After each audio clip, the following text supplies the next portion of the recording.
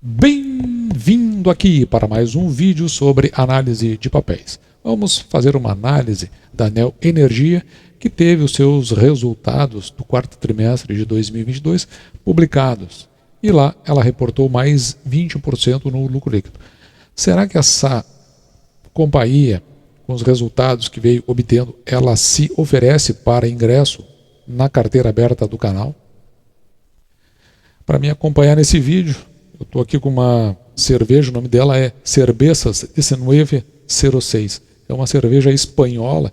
Ela fala aqui no rótulo em Black Coupage. Então eu imagino que deva ser um corte de uma cerveja escura. Eles chamam essa cerveja de La Oveja Negra, que é a ovelha negra. E aqui atrás, o que ela é de fato, uma Dunkelbock. Então essa cerveja vai me acompanhar aqui durante essa análise de papel. E para fazer esse vídeo, vou me valer da DFP, que são as demonstrações financeiras padronizadas. Elas estão padronizadas no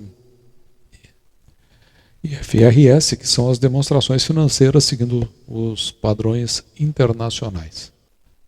Também vou me utilizar do release de resultados e da apresentação dos resultados através desse documento que foi mostrado durante a teleconferência de resultados. E nós já podemos ir direto aqui para alguns dos destaques que nos interessam. Como, por exemplo, aqui, o EBIT da Caixa de 2022, ele vai a 9,7 bi, avanço de 32% sobre o ano de 2021. O lucro líquido, a parte também que muito nos interessa, chegando a 4,7 bi em 2022, crescendo, conforme dito aqui no início do vídeo, 20% sobre o ano de 2021. Em 2022, a companhia chegou a investir quase 10 bilhões no crescimento, o início de operações de Oitis, que é de complexo eólico, e de Luzia, que é um complexo solar. Com isso, a companhia terá ainda garantido mais 200 milhões de RAP. Também, some-se a isso, a aquisição dos lotes 2 e 11, nós vimos aqui no canal do leilão de junho de 2022. Esta parte da permuta de ativos da Eletrobras eu vou deixar que a própria companhia explique para você e também farei algum comentário. E importante aqui, essa consolidação do turnaround que aconteceu com a Neo Energia Brasília. Nós vamos dar uma olhada muito rapidinho sobre isso. E o que a companhia fez desde 2017, veja que na evolução da margem bruta, de 2017 até 2022, cresce 126%, com um crescimento médio composto aqui de 18% ao ano.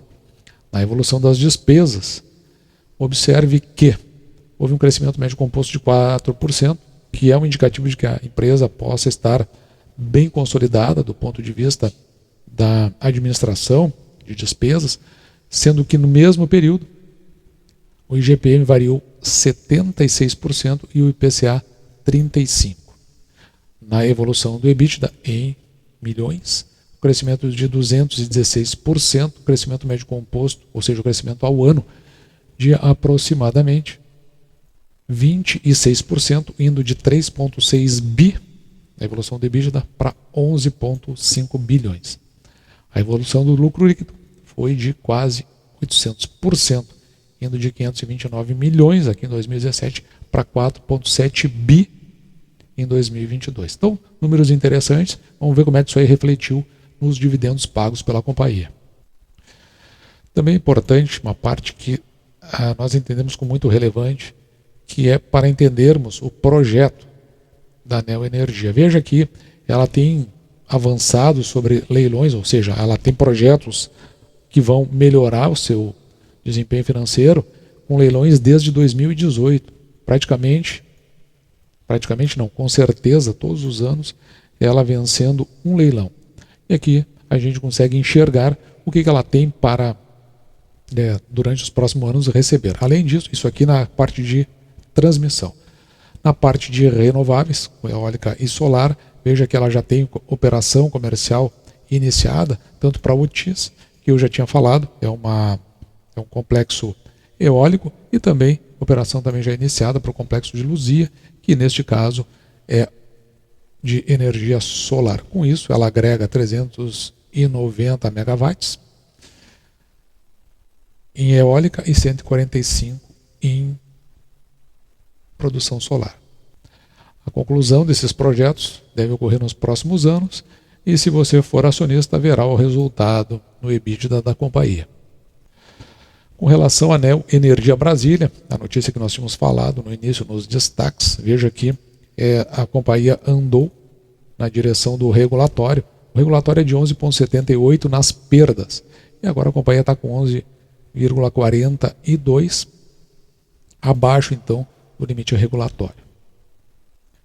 E com relação à rotação de ativos, aí eu prefiro que a própria companhia faça a sua explicação.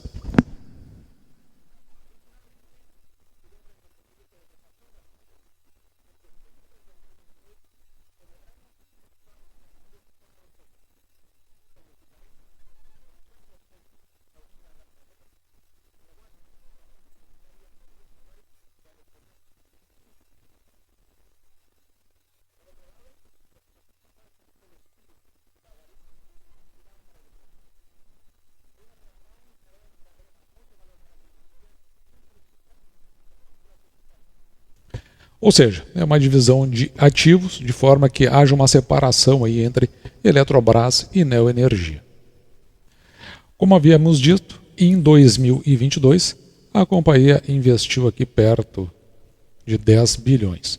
81% dos valores investidos são para parte de distribuição, quase 5,5 bi, e transmissão, em torno de 2,6 bilhões. Também nos renováveis, que nós vimos agora há pouco, a companhia colocou como investimento 1,7 bi e na sua termoelétrica, apenas a fim de manutenção, 62 milhões.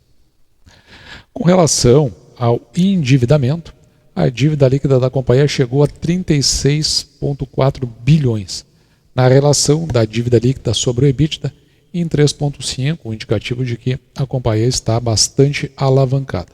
48% dessa dívida está atrelada ao CDI e à taxa de juros básica, Selic, e 48% à inflação IPCA.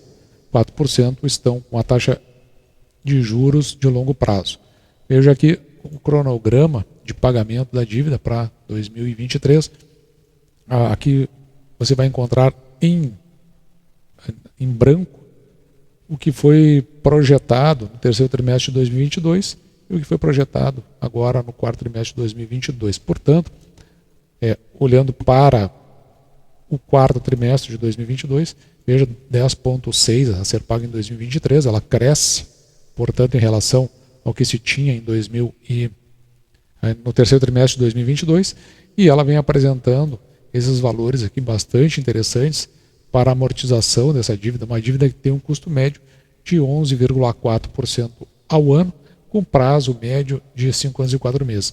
Veja que nesse custo médio aqui da dívida, o que a gente pode ver é que numa hipótese de redução da taxa Selic, excluindo a parte da dívida que está atrelado ao IPCA, a inflação, pode ser que ela acabe ficando inclusive um pouco maior que a taxa de juros. E aqui é um detalhe a ser observado na companhia.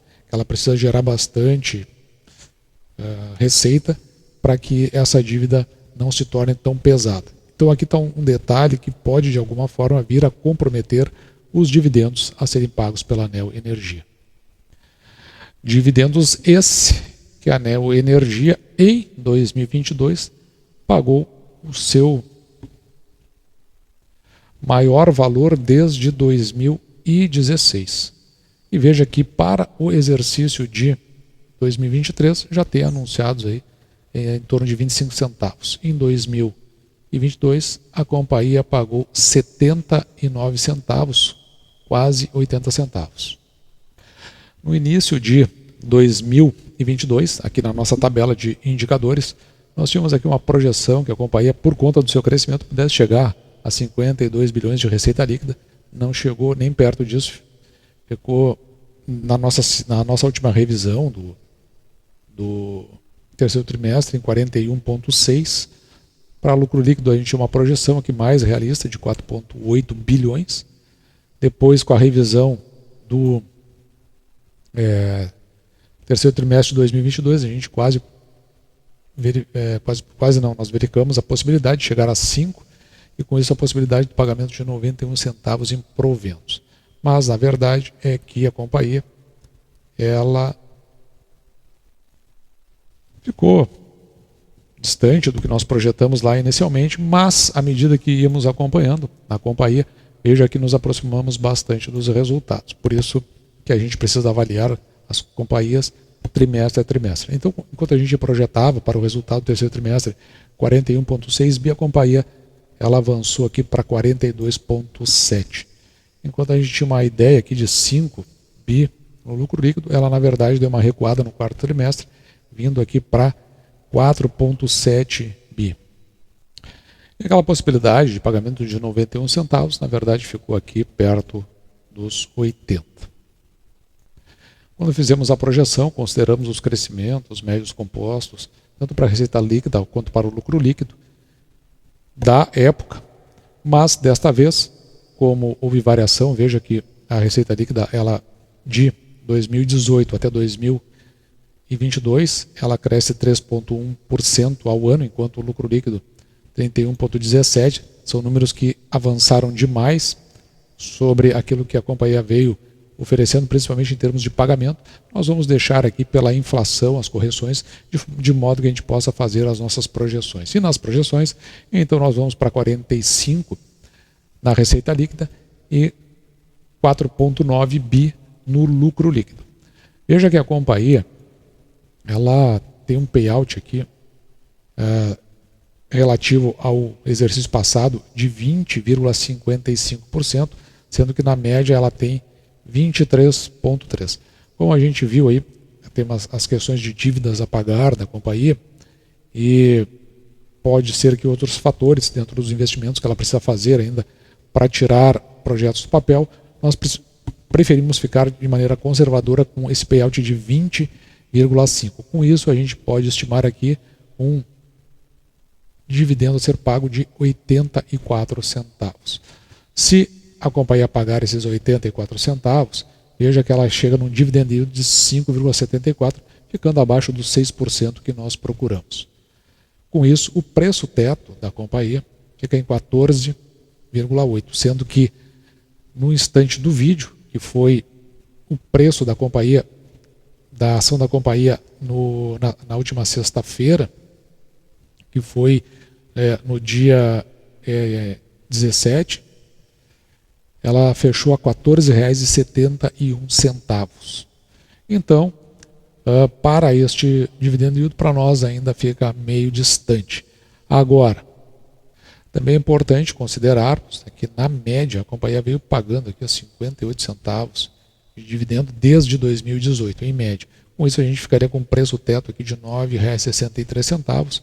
Veja que o preço atual está acima dos nossos dois preços teto, quando nós projetamos e quando olhamos para o passado.